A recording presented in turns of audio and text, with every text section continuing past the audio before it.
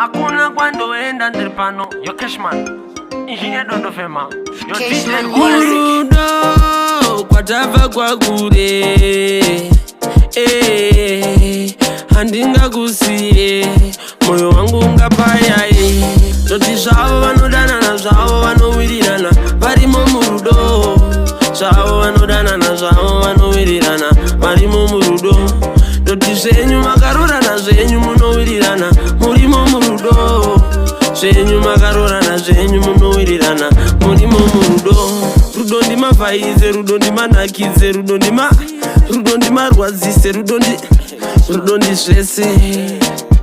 rudo ndizvese kona rudo wakomborerwa itenda wazarurirwa vakawanda vari kutsvaga vachirushaya vakawanda tiri kutsvaga tichirushayiwa kuti zvavo vanodanana zvavo vanowirirana varimo murudo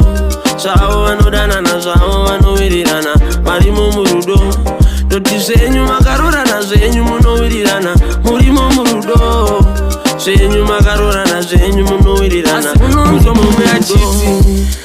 moyo wangu uneronda inini mudiwa wangu akandiponda inini moyo wangu wakabayiwa handichada zvekudanana danana danana danana danana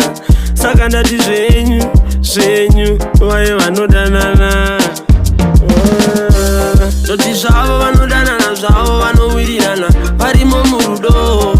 zvavo vanodanana zvavo vanowirirana varimo murudo toti zvenyu makarorana zvenyu munowirirana murimo murudo zvenyu makarorana zvenyu munowirirana murimo murudo rudo ndimavhaize rudo ndimanakidze rudo ndimarwadzise rudo ndizvese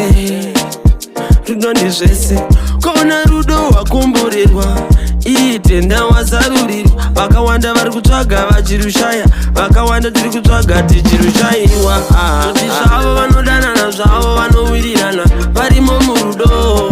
zvavo vanodanana zvavo vanowirirana varimo murudo